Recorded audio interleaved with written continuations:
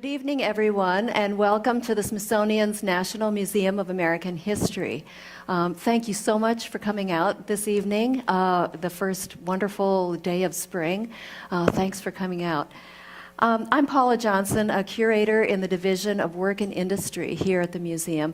I was also the project director and co-curator for the food history exhibit that opened in 2012. It's right next door, called Food Transforming the American Table, 1950 to 2000. And it's my pleasure to introduce our two guests this evening who will be speaking about aspects of that transformation, how natural and organic foods have gone from the hippie fringe in the 1960s to today's serious and successful businesses, and in the process influencing some big changes on many American tables. Joe Dobrow and Seth Goldman have written new books that will shape this conversation, and the books are available for you to purchase at the end of this and to also get signed. So first, I'm delighted to welcome our neighbor from Bethesda, Maryland, Seth Goldman, president and TeaEO of Honest Tea, the company he founded out of his home in 1998 with Barry Nailbuff, of the Yale School of Management. In 2011, Honest Tea was acquired by the Coca-Cola Company, and today it is the nation's top-selling organic bottled tea. Under Seth's leadership, Honest Tea has developed partnerships with its organic and fair trade certified suppliers in such far-flung places as India, China, South Africa, and I believe Paraguay recently, last week. Seth is a graduate of Harvard and the Yale School of Management and is a Henry Crown Fellow of the Aspen Institute. His 2013 book with Barry Nailbuff is called Mission in a Bottle, The Honest Guide to Doing Business Differently and Succeeding. So we've got this here. Welcome, Seth. Thank you. And it's now my pleasure to introduce Joe Dobrow, who is joining us from his home in Arizona. Joe has been on the forefront of retail marketing and the natural foods business for 2 decades, serving as the head of marketing for Whole Foods Market, Sprouts Farmers Market, Fresh Fields, and Balducci's. As an executive, journalist, and speaker, he has advised many businesses on changes in the marketing industry. He has a degree from Brown and an MBA, also from Yale, and has also served as the Robert A. Fox Executive in Residence at the UC Davis Graduate School of Management. His new book, Natural Profits from Health Foods to Whole Foods, How the Pioneers of the Industry Changed the Way We Eat and Reshaped American Business, was just published last month by Rodale Books. Congratulations on that. Welcome.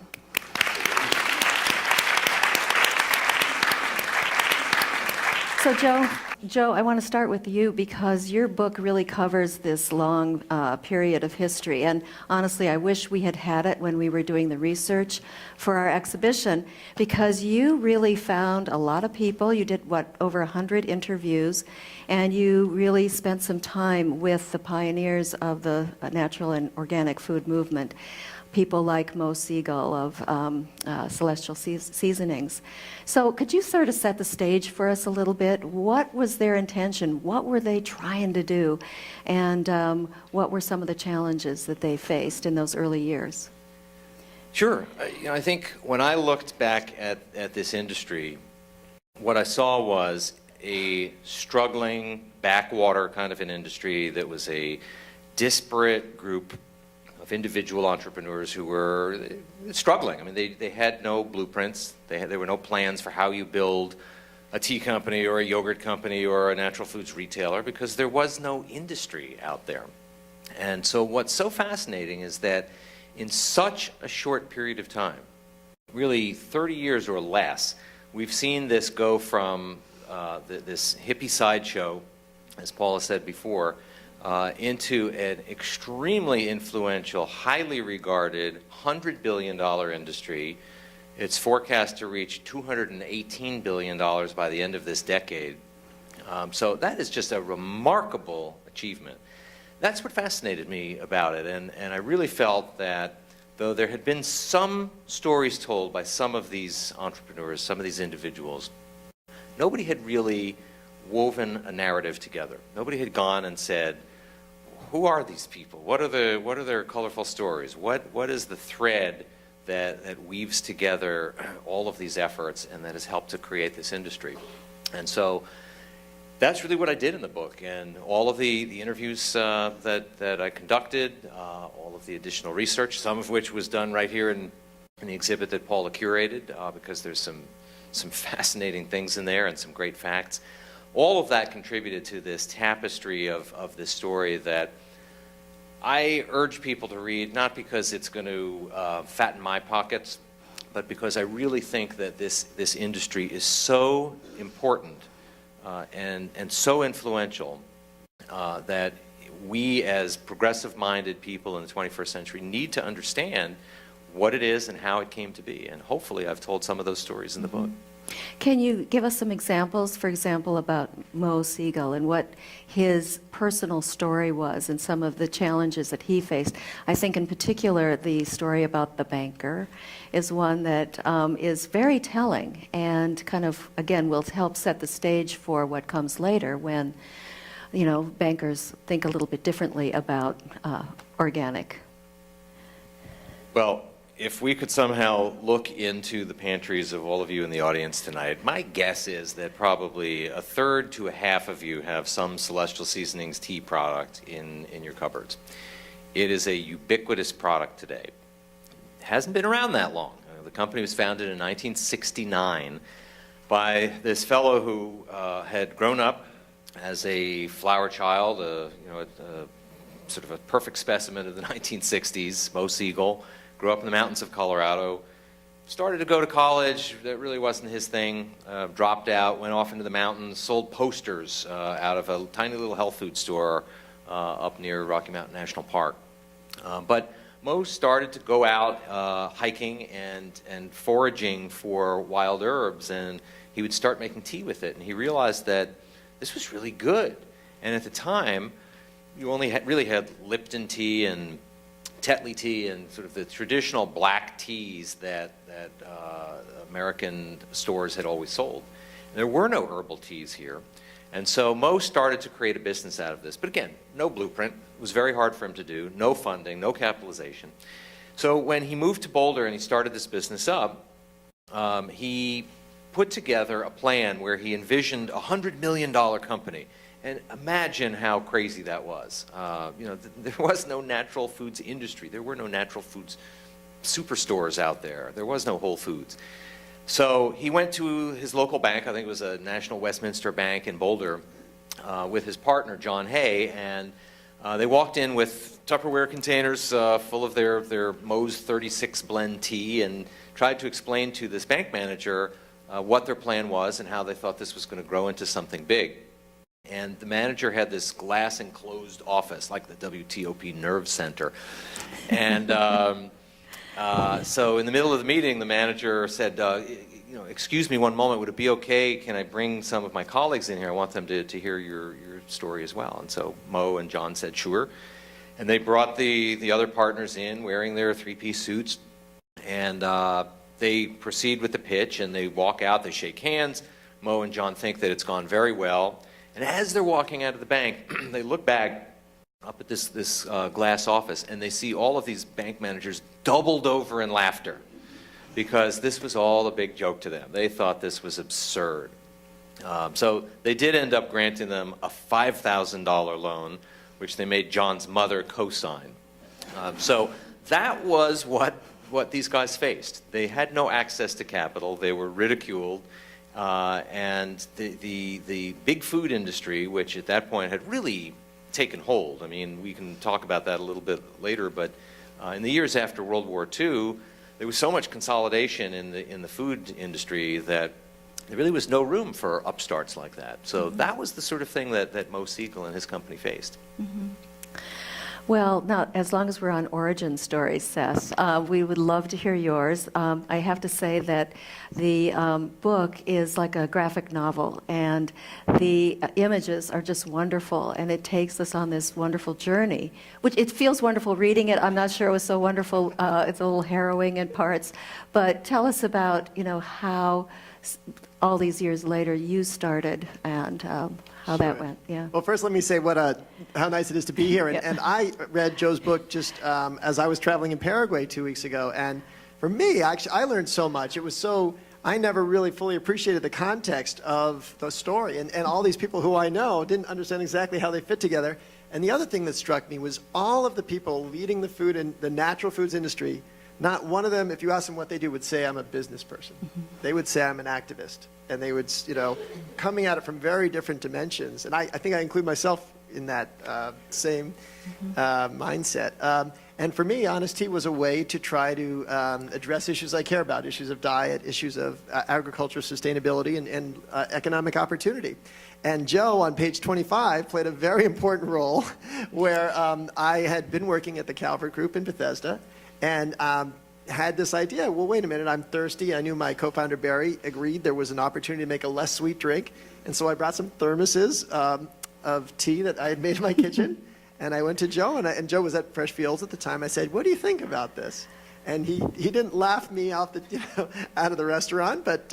Not to his face. Well, I think one of the things he laughed about was that I was co-launching a company with my professor, who he knew, who was not exactly a straightforward thinker.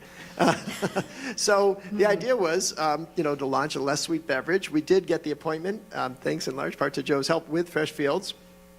We had 5 thermoses of tea that we'd made in my kitchen, and an empty Snapple bottle that we had pasted a label on.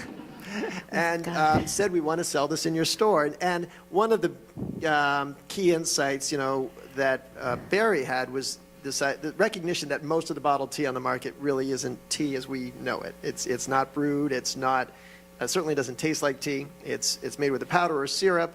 It's incredibly sweet. And so there was an opportunity to make a much less sweet tea. And Barry had come up with the name Honest Tea, which for me kind of all connected all the dots. And in fact, when we registered the name, this is kind of a funny little story, we registered 2 different ways. One is Honest Tea, 2 words, and then we also registered HONESTEA.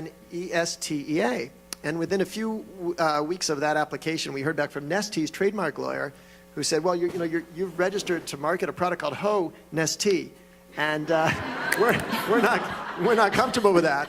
And I said, well, when you put it that way, I don't think we're comfortable marketing Honest Tea.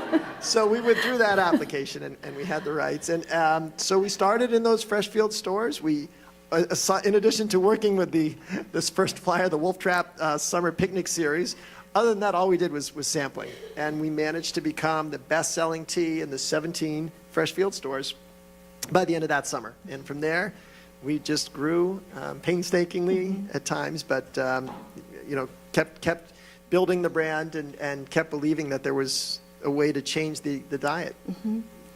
It's so unusual to have your professor be a co-founder. Yeah. It seems unusual to me, but... Especially when you know Barry. Barry's a very creative, analytical thinker, but he was a perfect complement. He's not necessarily a people person, and he was the perfect complement to me. I would sort of work all day, and then at night I'd check in with him, and he'd ask the right questions, and occasionally give me the right scolding, and occasionally give me the right pat on the back. And we, one of the reasons we wrote the book is we wanted to keep collaborating after the company was sold. So it was a very good balance. And this work is hard, and I think this is another theme you see in Joe's book. Although sometimes the partners change, there's not anybody who did this totally on their own.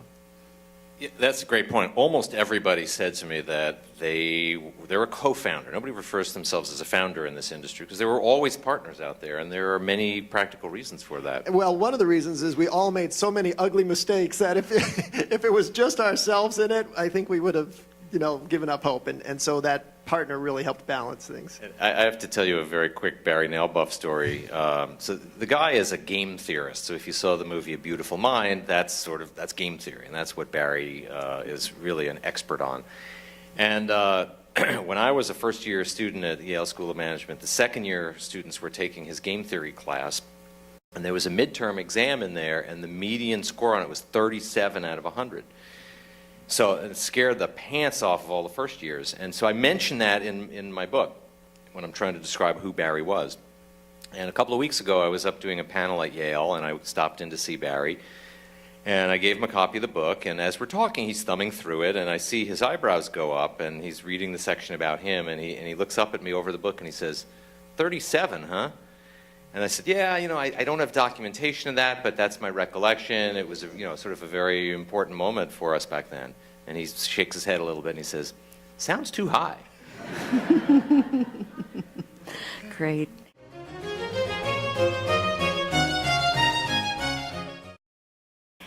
I'd like to talk about scaling up. All of these endeavors started small, started with, an idea, a passion, a vision, but without a blueprint, without a banker.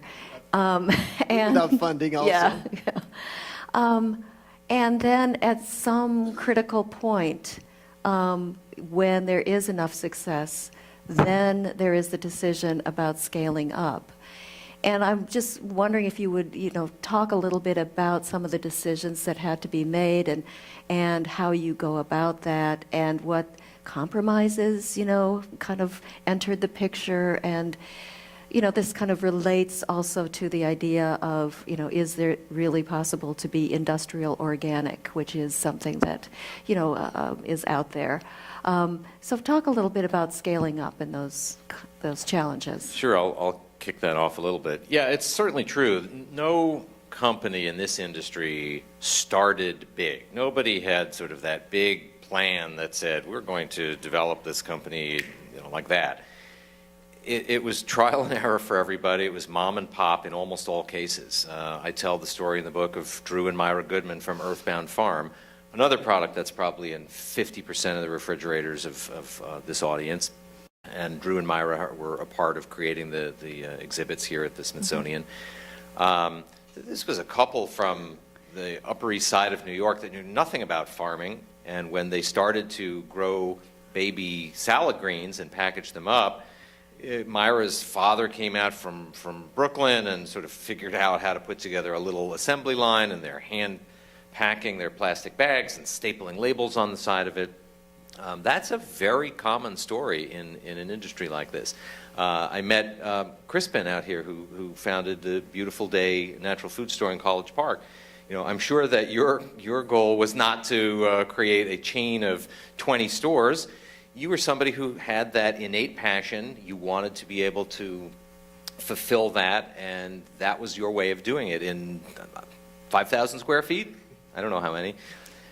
There is one interesting exception to that, and it's a Washington story, and it's fresh fields.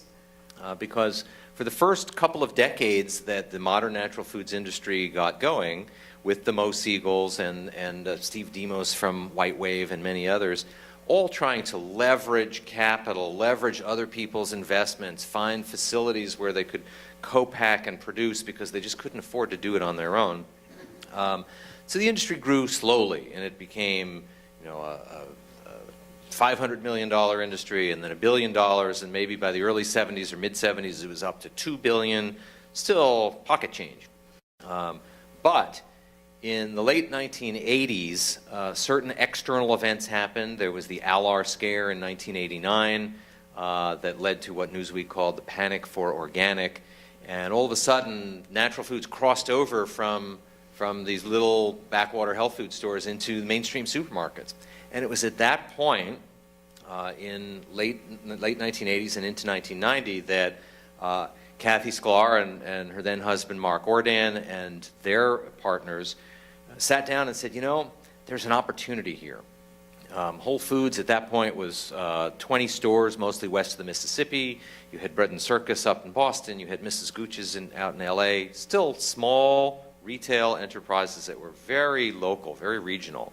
In fact, they shared P&Ls with each other. They shared finances and HR information because they never thought they would be competing with each other. That just wasn't the nature of how this industry was growing up. And here comes Fresh Fields. And Fresh Fields started with $14 million of funding, which was an unheard of sum for the natural foods industry in those days. And the plan was, we're not going to create one store. This is going to be big. We're going to create a national chain here. And they brought in sort of their Wall Street money and their Harvard Business School management acumen, and they brought in a lot of people. And the whole goal there, really for the first time in the natural foods industry, was to get to scale quickly. Well, you know how that one turned out. You can go shop at any of those stores today, but they're now called Whole Foods. So there's a long story behind that, and I tell a lot of it in the book, but it just goes to that question that Paula asked, which is, is it possible to reach scale in an industry like this that's so sort of fragmented and balkanized, and it's been very hard. So one of the best things we did in the beginning was not raise a lot of money because we were making mistakes. And if we had raised more money, it would just meant more expensive mistakes. I mean, we had the classic, so in the beginning our bottle had front labels and back labels, and we would have a Moroccan mint front and an Assam back, and sort of leave the consumer to guess what was what. So until we really figured out the business, it was good we didn't raise money. And then once we felt, okay, now we finally have a formula, and the tea was way too unsweet. In the beginning, it was all 17 calories or 9 calories. We went to what we called just a tad sweet, 30 calories, which for us was felt like, oh my gosh, is that, but we were still a third of what everyone else was. So actually, it was more accessible. Mm-hmm.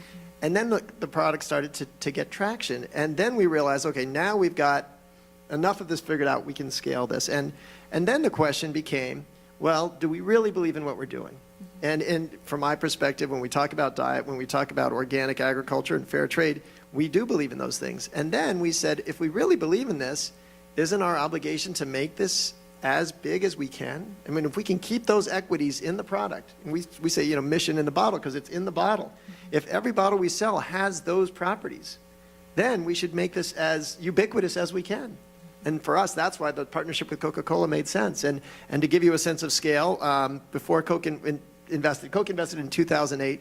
So in 2007, we were in about 15,000 stores, mostly the natural food stores. Now we're in over 100,000.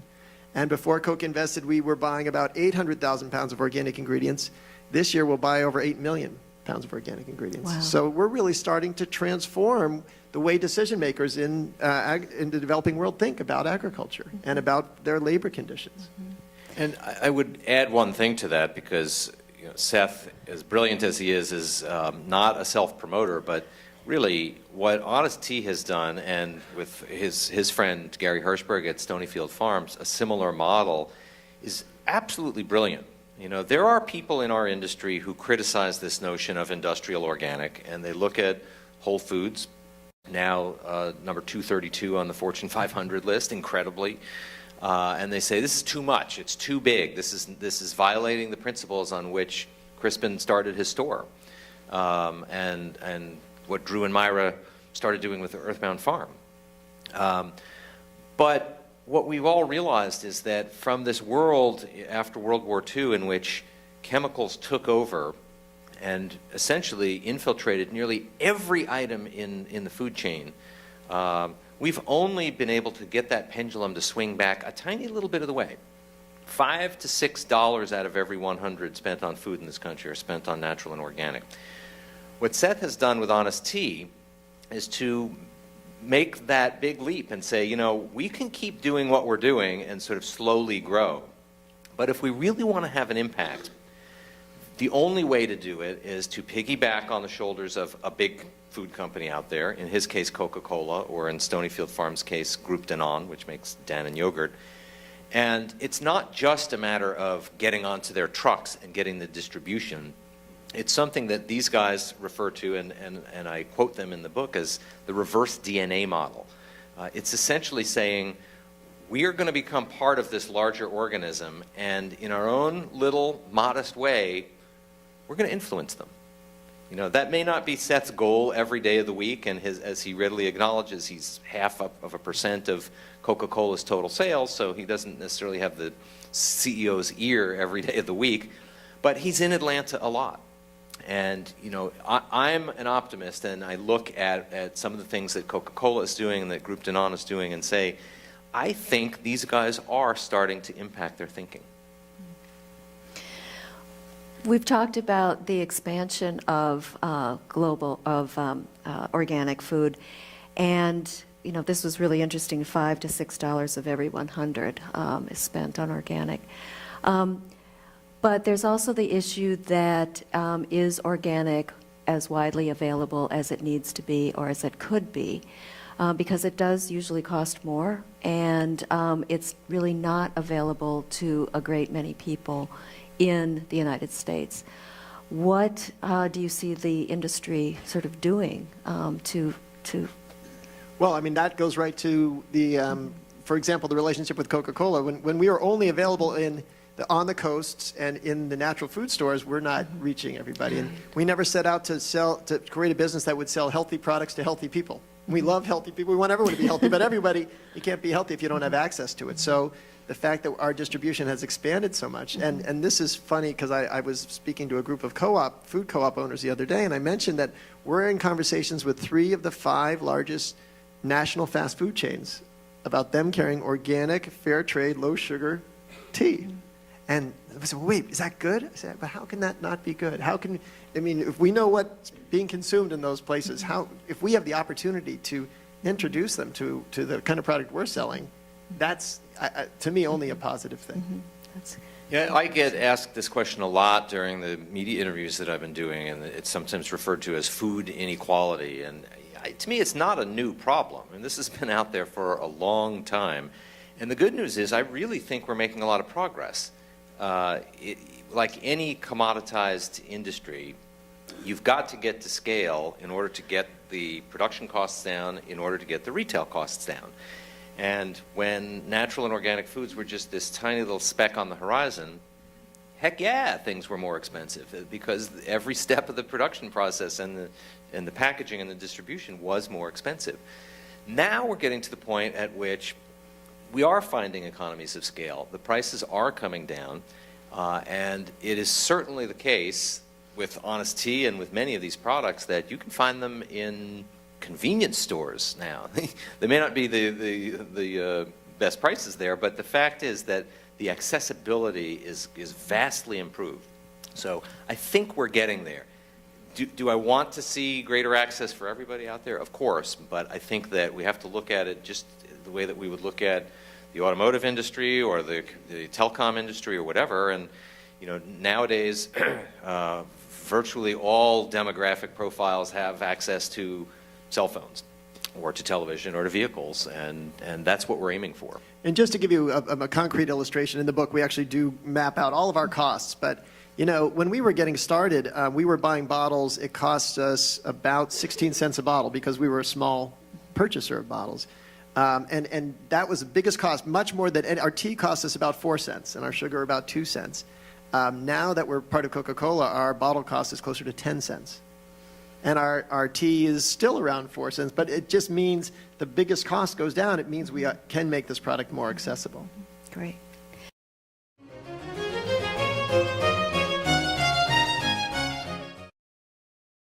Joe, especially in your book, I mean, you talk about these places that are just larger than life in the organic food movement. Boulder, Pacific Northwest, Portland, Oregon, Boston area, and not so much the Berkeley area. In our exhibit, we talk about the Berkeley gourmet ghetto and talk about that quite a bit. But can you talk about what what were the features, the characteristics of these places that were so fertile, and contrast that with the Berkeley area? Here to me is the amazing thing that happened. In all of these remote regional pockets around the country, you essentially had the same thing happening at the same time independently. It was spontaneous combustion. And so Bread and Circus looked a lot like Mrs. Gooch's, which looked a lot like the Whole Food Company in New Orleans, which looked a lot like Wellspring Grocery in North Carolina. And these all grew up within a very short period of time, very similar looking, very similar models. Now they did start to come together and share information, but the moment of birth was completely separate. A lot of the concentration of that happened in a few regions, and it is my conjecture in the book that there is something about the character of the people in certain places that transfers over into their businesses. So, for example, in Boston and New England, you have sort of this Puritanism, this reverence for education, a stubbornness, that comes a little bit from the weather, a little bit from history, a little bit from many, many aspects of the land there. A native New Englander next to me right here can certainly attest to that. Although you are remarkably optimistic for a dude who grew up near Boston. That's because I was a Red Sox fan. I would have.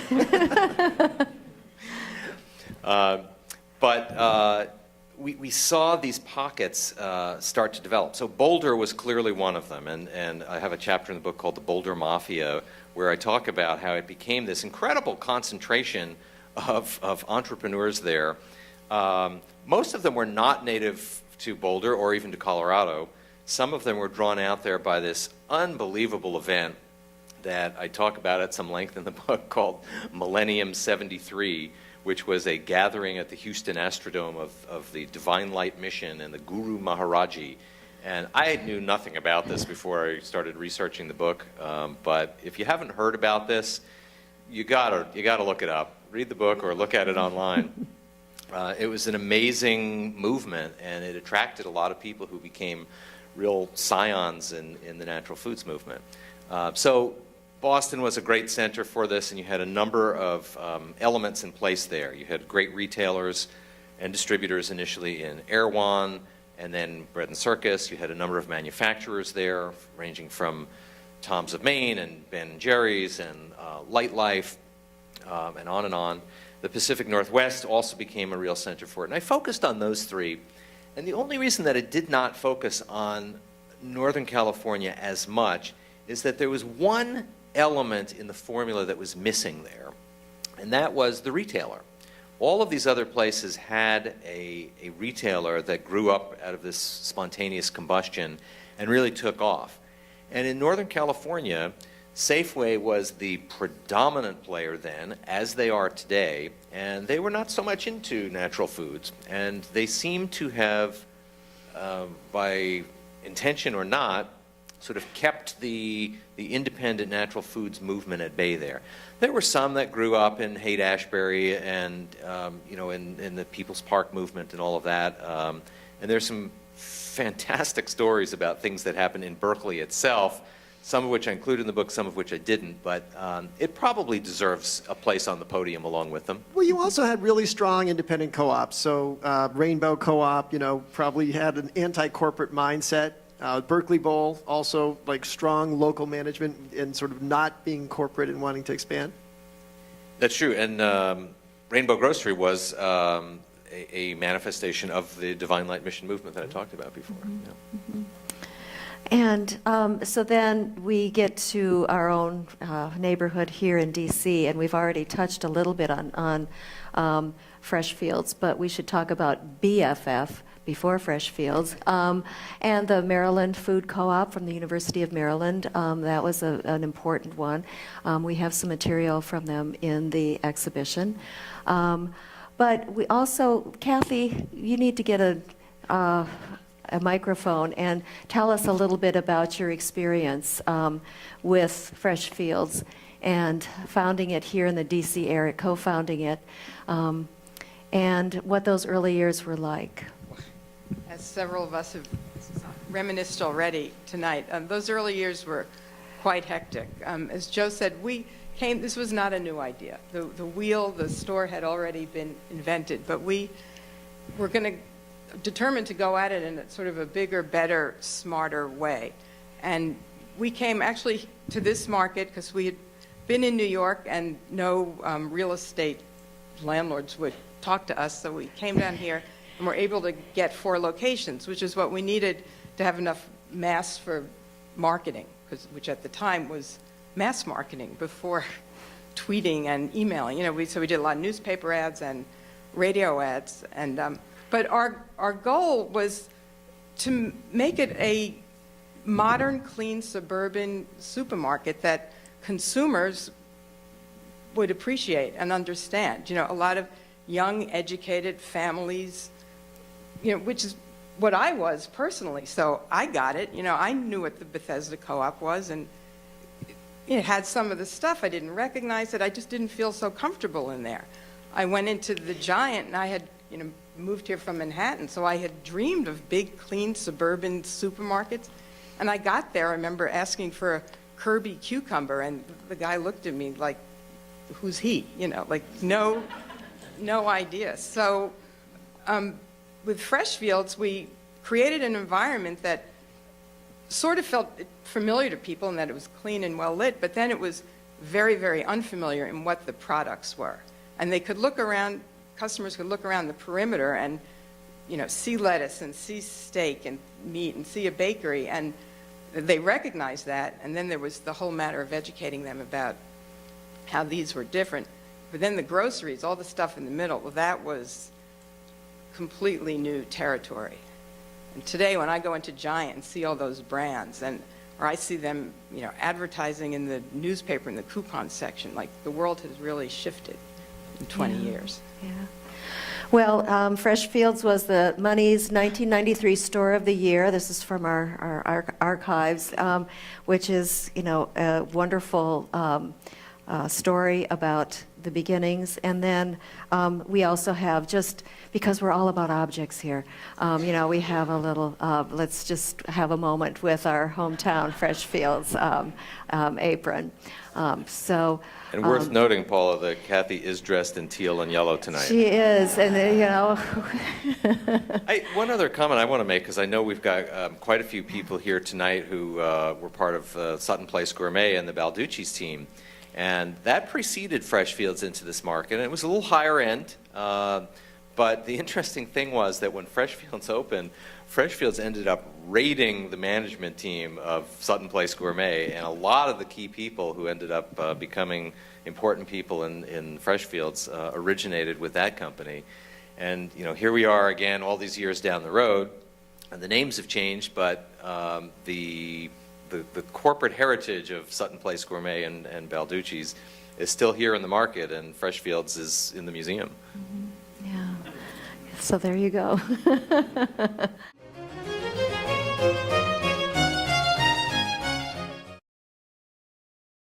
One thing that Kathy has talked about, and both of your books deal with, is sort of this.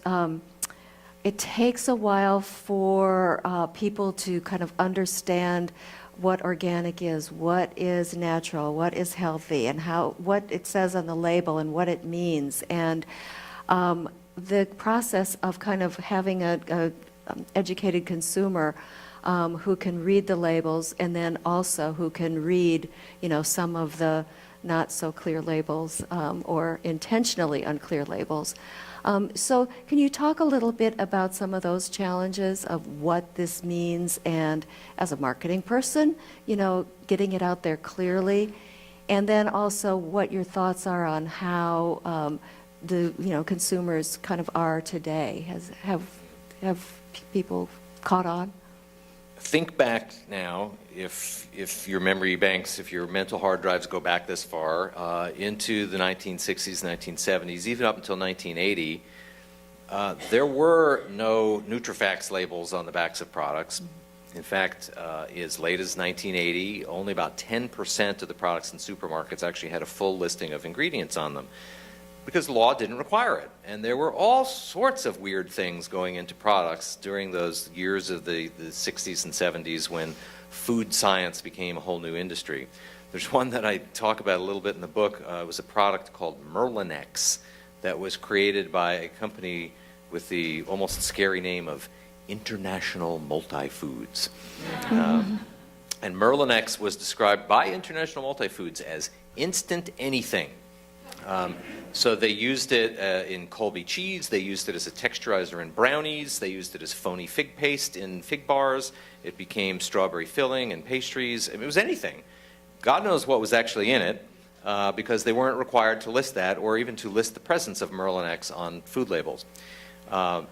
International Multi-Foods, by the way, ultimately was purchased by Smucker's. And so, as I like to say, with a name like International Multi-Foods, you know it has to be goo. But that's the world that we faced when the natural foods industry started to come of age. And we were sort of all about transparency. You know, we want fewer ingredients, and we want to tell you everything that's on there. We want to create an expensive, difficult to produce, two-part bottle label here, because we want to have a clear section so you can actually see the product for a change. when Kathy really started to develop the marketing plan for a natural foods retailer, it was all about education. We sort of had to tell customers what is organic, and there wasn't a federal law to define it at that point. What is natural? We had to sort of go piece by piece, and it was a very difficult and lengthy education process that involved long ads and wordy things. It wouldn't fly today. Fortunately, I would say that I think through the efforts of Honest Tea and companies like that really have spent a lot of time and effort educating customers, we're now at a point at which, albeit only 5 or 6 customers out of 100 are shopping in the natural food stores, but I think we've increased the awareness and the education levels to the point at which we don't need to spend as much time educating anymore. There are other issues that have now cropped up, genetic engineering and special diets, gluten-free, things like that require their own set of education as well. But Seth has lived the world of labels and ingredients. It's still hard. I mean, it is all the studies show consumers still think the term natural has more equity, means more than the word organic. And, that's just a crime. And, when I can tell somebody why we buy organic tea, and I'll just give you quickly the case. So tea is one of the few crops that's never rinsed. And so when tea leaves are picked, they're dried, and if there are any chemicals sprayed on those tea leaves, and of course remember tea leaves are primarily grown in India and China, places like that. When the water's sprayed on those leaves, the chemicals get washed off into the tea that you drink. So I think that's a pretty quick, easy way to understand why we buy organic, but we don't get to tell that story. And so when someone just sees organic or natural, they say, oh, they're the same, which one's cheaper? And it's hard. And so we're still as a movement challenged because most people still associate organic with, tastes like cardboard, more expensive, probably a little self-righteous. I would add one interesting perspective. I did a public focus group out at our big industry trade show a couple of weeks ago, and one of the things that we asked the panelists there was whether they felt that having the USDA organic seal on the side of the bottle was sufficient for them to understand that there were no genetically engineered ingredients in it, or did they also want to see the GMO verified seal on there? Now, understand that by law, if it says USDA organic on it, there are no genetic ingredients in it. So that additional verification seal is superfluous. Nevertheless, every member of our panel said they wanted to see that additional seal on there, and I then asked them, would you be willing to pay 10% more, 20% more to have that additional seal on there? And most of them said yes. Wow. Wow. Surprised me too. Yeah.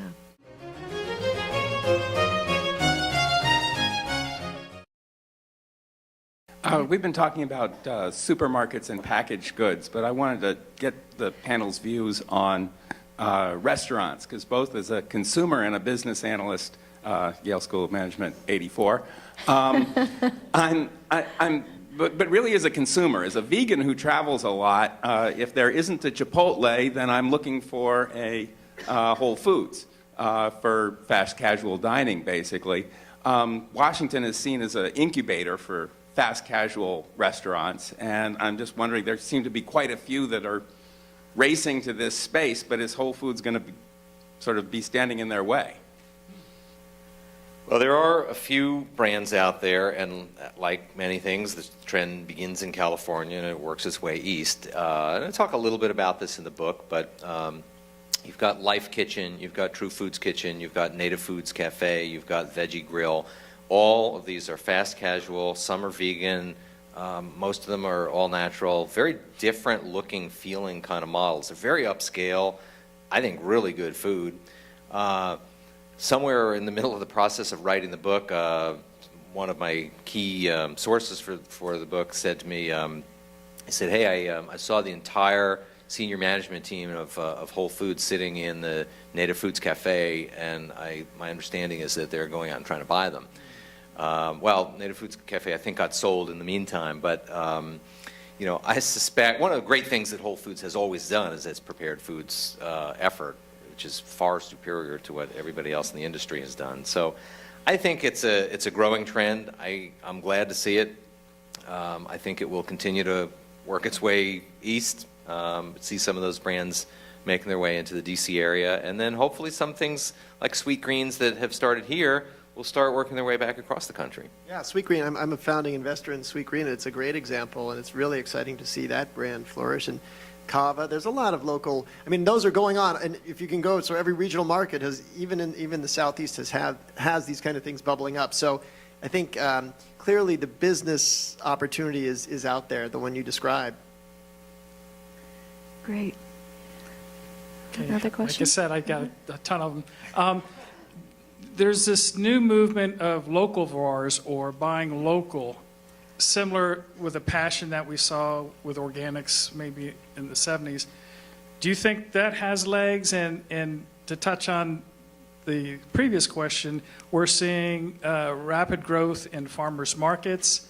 We're also seeing online sales as being one of the fastest growing grocery segments as well. So do you think, I mean, if you were going to put your money somewhere, would local, that value proposition be something that you think has the legs that organics had? And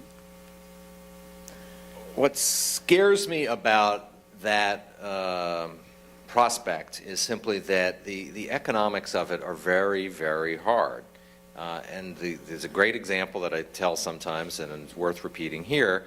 When I was running marketing for Sprouts Farmers Markets, which is the second largest natural foods retailer in the country, based out west, working their way east now, we opened a store in the suburbs of Sacramento in Roseville, California. It's probably, if you put a dot on the map, drew a 40, 50-mile radius around that Roseville store, there's a ton of farms there. I mean, we were buying a lot of local product from them. But there is no economic model that supports the idea that those local farmers could somehow harvest their crops, transport them to our back door in Roseville and to every other store that they were trying to sell it to, or that we as a retailer, that was one of 150 stores that we had, that we could deal with all the independent farmers. So what ended up happening is that all these crops that were grown within 40 miles of the store were bought by brokers, shipped down to Los Angeles, where we would buy them and ship them right back up to the store. That happens a lot because that's the way the economics of the system are set up.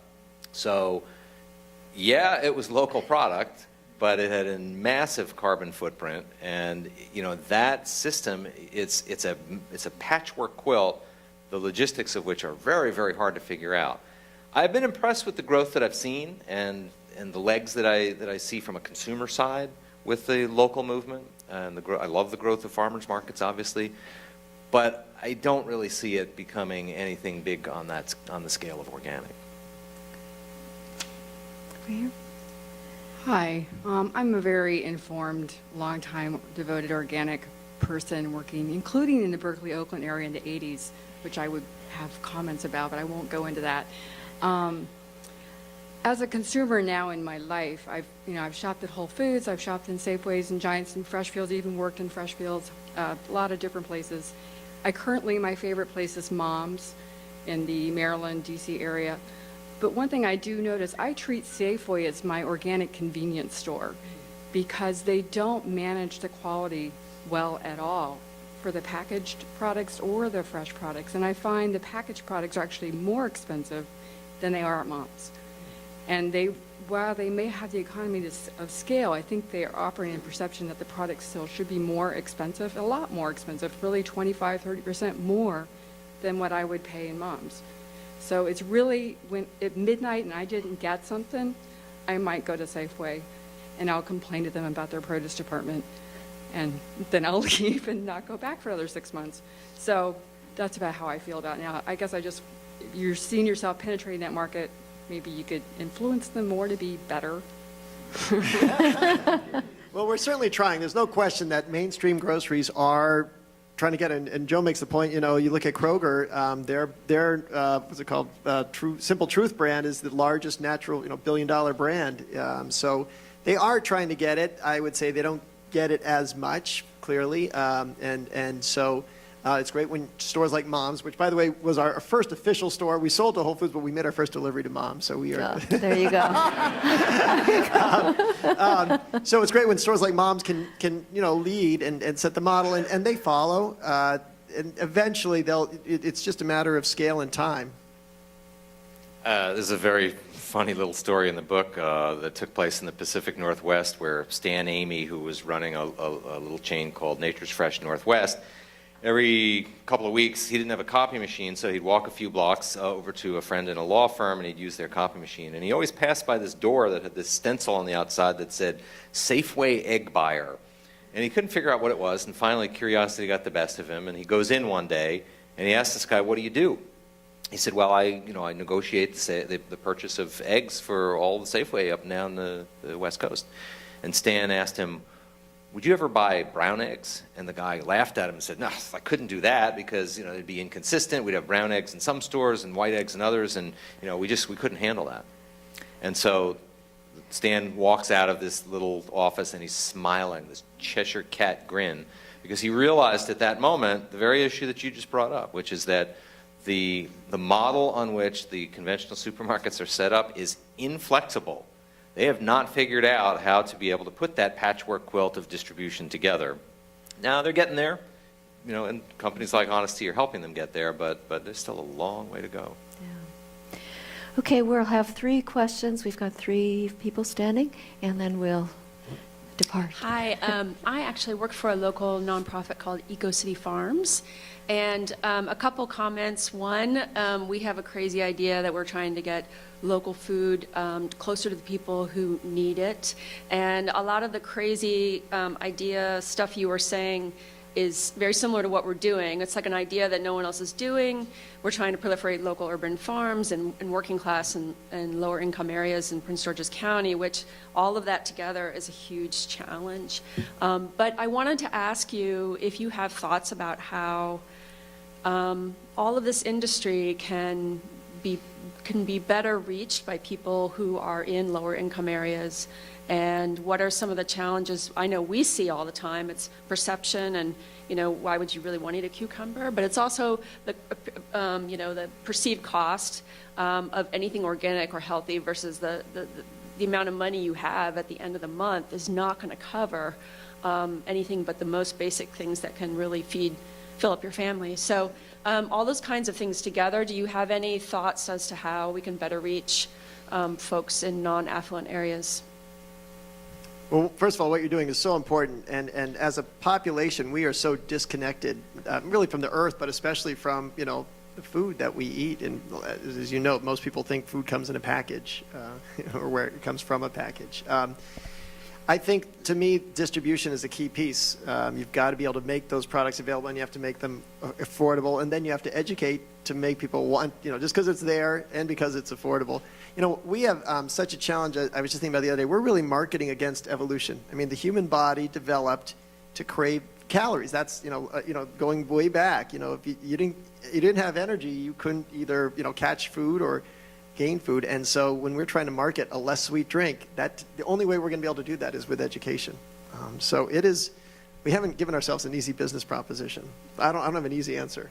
There are no easy answers. The question is a great one, and it comes up a lot.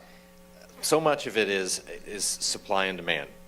So what you're essentially saying is that the demand is not out there, an inherent demand from the underserved populations.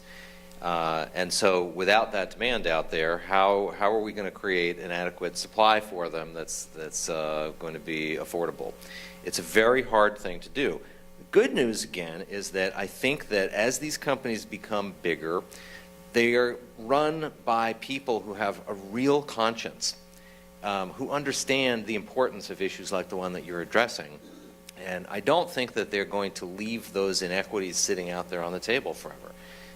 As the Honest Teas and the Silks and the Earthbound Farms and the Newman's Own Organics get bigger and bigger, their ability to be able to start tackling those questions and develop the necessary economics on the supply side to be able to go out and stimulate some demand from that group is going to increase.